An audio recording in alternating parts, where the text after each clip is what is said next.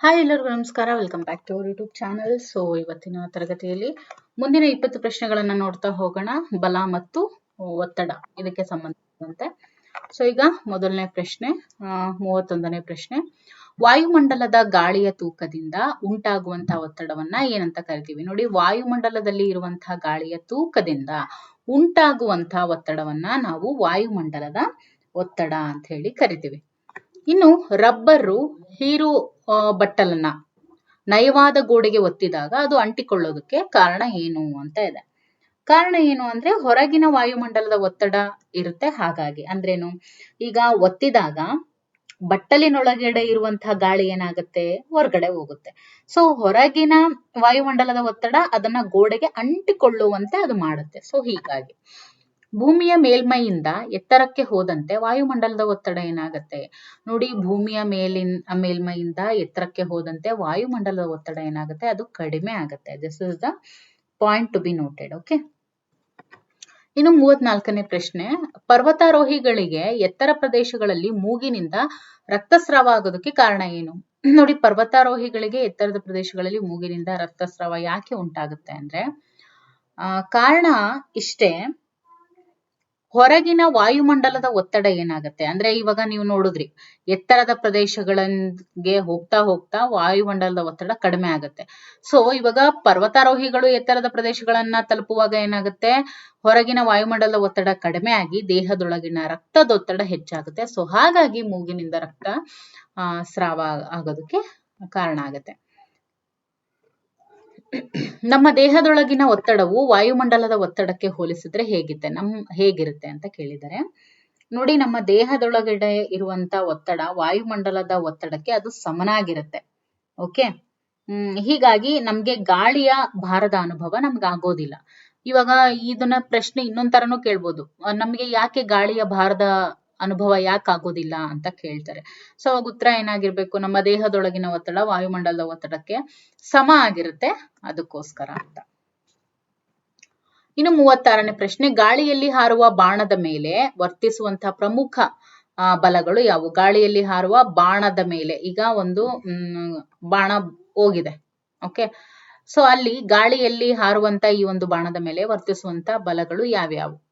Okay, ಯಾವ್ಯಾವು ಅಂತ ಅಂದ್ರೆ, ಮೊದಲನೇದು ಗುರುತ್ವ ಬಲ, ಜೊತೆಗೆ ಗಾಳಿಯ ಘರ್ಷಣೆ ಬಲ ಅಂದ್ರೇನು, ರೋಧ ವ್ಯಕ್ತ ಆಗುತ್ತೆ. ಅಂದ್ರೇನು, ಈಗ ಬಾಣ ಏನಾದ್ರೂ ಕೆಳಮುಖವಾಗಿ ಹೋದ್ರೆ ಅದು ಗುರುತ್ವ ಬಲವನ್ನ, ಓಕೆ, ಅದೇ ಚಲನೆಯ ವಿರುದ್ಧವಾಗಿ ಹೋದಾಗ ಅದು ಗಾಳಿಯ ಘರ್ಷಣೆಯನ್ನ ಎದುರಿಸುತ್ತೆ.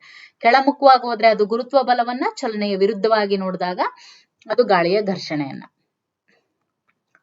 ಹಗ್ಗ ಜಗ್ಗಾಟದಲ್ಲಿ 2 ತಂಡಗಳು ಸಮಾನ ಬಲದಿಂದ ಎಳೆದ್ರೆ ಹಗ್ಗ ಚಲಿಸೋದಿಲ್ಲ. ಕಾರಣ ಏನು? ಬಲಗಳು ಒಂದೇ ದಿಕ್ಕಿನಲ್ಲಿರ್ತವೆ, ನಿವ್ವಳ ಬಲ ಶೂನ್ಯವಾಗಿರುತ್ತೆ, ಹಗ್ಗವು ತುಂಬಾ ಭಾರವಾಗಿದೆ, ಘರ್ಷಣಾ ಬಲ ಇಲ್ಲ ಅಂತ ಇದೆ. ಇದು ಏನು? ಈಗ ಆಲ್ರೆಡಿ ನಾವು ನೋಡಿದ್ವಿ, ನಿವ್ವಳ ಬಲ ಏನಾಗಿರುತ್ತೆ, ಶೂನ್ಯ.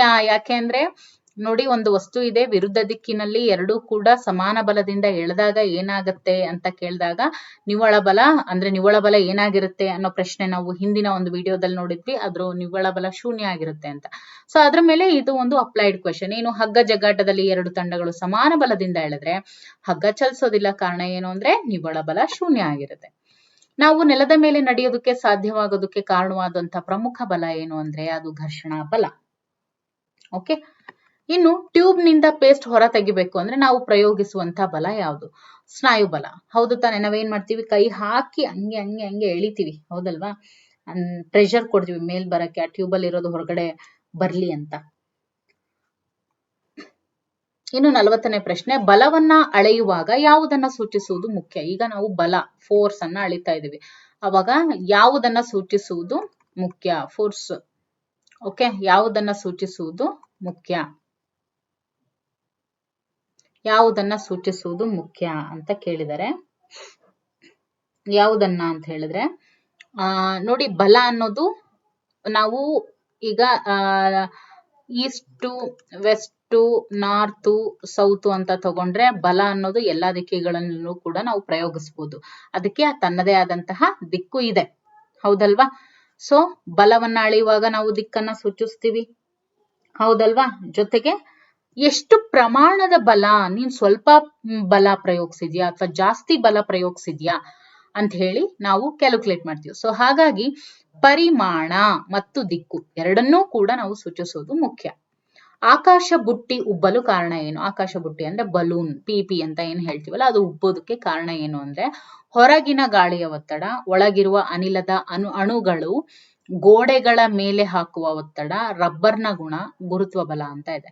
ಸೊ ಇದನ್ನ ನೀವು ನೋಡಿದ ಕೂಡಲೇ ಹೇಳ್ತೀರಾ ಏನು? ಆ ಬಲೂನ್ ಅಲ್ಲಿ ಅನಿಲದ ಅಣುಗಳು ಇರ್ತವೆ. ಅವು ಈಗ ಇದು ಒಂದು ಪಿ ಅಂತ ಅನ್ಕೊಂಡ್ರೆ ಇದು ಒಂದು ಬಲೂನಿನ ಗೋಡೆಗಳು.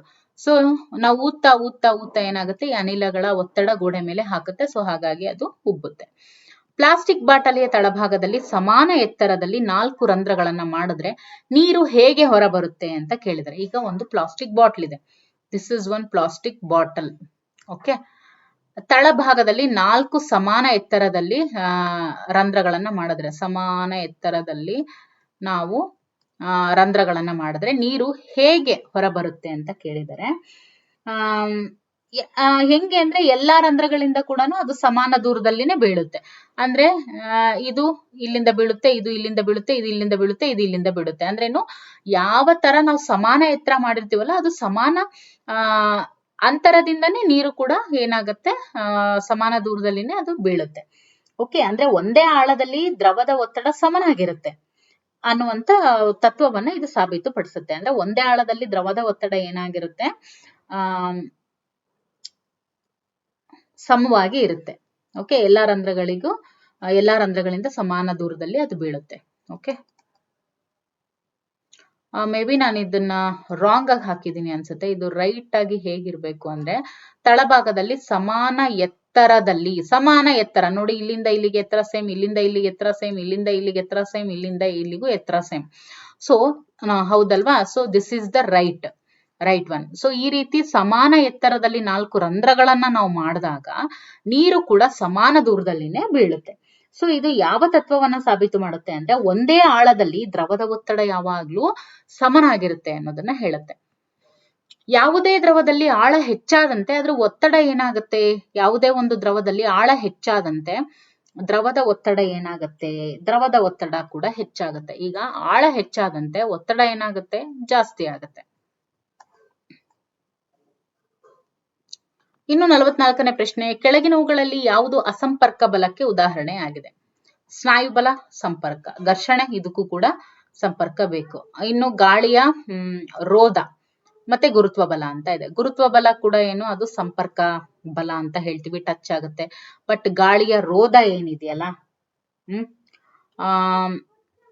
ಗಾಳಿಯ ರೋಧ, ಸ್ನಾಯುಬಲ, ಘರ್ಷಣಾ ಬಲ, ಸೊ ಇದನ್ನೆಲ್ಲ ನೋಡಿದಾಗ ನಿಮ್ಗೆ ಏನಂತ ಅನ್ಸುತ್ತೆ? ಈಗ ನೋಡಿ, ಸ್ನಾಯುಬಲ ಏನಿರುತ್ತೆ, ಇದು ವಸ್ತುಗಳನ್ನ ಸ್ಪರ್ಶಿಸುತ್ತೆ, ಹೌದಲ್ವಾ? ಘರ್ಷಣಾ ಬಲ ಕೂಡ ಸ್ಪರ್ಶಿಸುತ್ತೆ. ಆದ್ರೆ ಗಾಳಿಯ ರೋಧ ನೋಡಿ, ಗಾಳಿಯ ರೋಧ, ಈಗ ಒಂದು ಬಾಣವನ್ನ ಬಿಡ್ತೀವಿ ಅಂದ್ರೆ ಅದು ಕೂಡ ಗಾಳಿಯನ್ನ ಸ್ಪರ್ಶಿಸುತ್ತೆ, ಹೌದಲ್ವಾ? ಬಟ್ ಗುರುತ್ವ ಬಲ ಏನಿದೆಯಲ್ಲ, ಇದು ವಸ್ತುಗಳನ್ನ ಸ್ಪರ್ಶಿಸದೇನೆ ದೂರದಿಂದಲೇ ಅದು ಆಕರ್ಷಿಸುತ್ತೆ. ನೋಡಿ, ಇವಾಗ ಮೇಲ್ಗಡೆ ಒಂದು ಏರೋಪ್ಲೇನ್ ಹೋಗ್ತಾ ಇದೆ, ಭೂಮಿ ನೋಡಿದ್ರೆ ತುಂಬಾ ದೂರದಲ್ಲಿದೆ. ಆದ್ರೆ ಅದು ಏನೋ ಒಂದ್ ಡ್ಯಾಮೇಜ್ ಆಯ್ತು ಅಂದ್ರೆ ತಪ್ಪಕ್ಕಂತ ಅದು ಕೆಳಗಡೆನೆ ಬೀಳೋದು. ಸೊ ಇದಕ್ ನಾವೇನಂತ ಹೇಳ್ಬೋದು, ಅದು ವಸ್ತುಗಳನ್ನ ಸ್ಪರ್ಶಿಸದನೆ ದೂರದಿಂದಲೇ ಅದು ಆಕರ್ಷಣೆ ಮಾಡಿ ಬೀಳುವಂತದ್ದು ಮಾಡುತ್ತೆ. ಓಕೆ, ಸೊ ಇದು ಅಸಂಪರ್ಕ ಬಲಕ್ಕೆ ಉದಾಹರಣೆ ಅಂತ ಹೇಳ್ಬೋದು. ಇನ್ನು 45ನೇ ಪ್ರಶ್ನೆ, ಕೆಳಗಿನವುಗಳಲ್ಲಿ ಯಾವುದು ಸಂಪರ್ಕ ಬಲಕ್ಕೆ ಉದಾಹರಣೆ ಆಗಿದೆ? ಕಾಂತೀಯ ಬಲ, ಸ್ಥಾಯಿ ವಿದ್ಯುತ್ ಬಲ, ಘರ್ಷಣಾ ಬಲ, ಗುರುತ್ವ ಬಲ. ಈಗ ಗುರುತ್ವ ಬಲ ಅಸಂಪರ್ಕ ಬಲ ಅನ್ನೋದು ಗೊತ್ತಾಯ್ತು. ಘರ್ಷಣಾ ಬಲ ಸಂಪರ್ಕ ಬಲ, ಹೌದು, ಹೌದಾ? ಇನ್ನು ಕಾಂತೀಯ ಬಲ ಅಸಂಪರ್ಕ ಬಲ, ಸ್ಥಾಯಿ ವಿದ್ಯುತ್ ಬಲ ಕೂಡ ಅಸಂಪರ್ಕ ಬಲ. ಸೊ ಘರ್ಷಣಾ ಬಲ ಏನಿದೆ ಇದು ಸಂಪರ್ಕ ಬಲಕ್ಕೆ ಉದಾಹರಣೆ ಆಗಿದೆ. ಓಕೆ, ಇನ್ನು 46ನೇ ಪ್ರಶ್ನೆ ನೋಡ್ತಾ ಹೋಗೋಣ. ದಿಕ್ಸೂಚಿಯ ಮುಳ್ಳು ಉತ್ತರ ದಕ್ಷಿಣ ದಿಕ್ಕನ್ನ ತೋರಿಸೋದಕ್ಕೆ ಕಾರಣವಾದಂತ ಬಲ ಯಾವುದು? ಭೂಮಿಯ ಕಾಂತೀಯ ಬಲ, ಗುರುತ್ವ ಬಲ, ಸ್ನಾಯು ಬಲ, ಸ್ಥಾಯಿ ವಿದ್ಯುತ್ ಬಲ. ಇದು ಅಲ್ಲ. ಸೊ ಇವೆರಡರಲ್ಲಿ ಯಾವ್ದಾಗಿರ್ಬೋದು? ದಟ್ ಈಸ್ ಭೂಮಿಯ ಕಾಂತೀಯ ಬಲ. ಗುರುತ್ವ ಬಲ ಅಂತೂ ಅಲ್ಲ. ಸೊ ಭೂಮಿಯ ಕಾಂತೀಯ ಬಲ. ದಿಕ್ಸೂಚಿ ಮುಳ್ಳೇನಿರುತ್ತೆ, ಒಂದು ಸಣ್ಣ ಅಯಸ್ಕಾಂತ ಆಗಿರುತ್ತೆ. ಸೊ ಇದು ಭೂಮಿಯ ಕಾಂತಕ್ಷೇತ್ರಕ್ಕೆ ಪ್ರತಿಕ್ರಿಯಿಸಿ ದಿಕ್ಕನ್ನ ಅದು ತೋರಿಸುತ್ತೆ.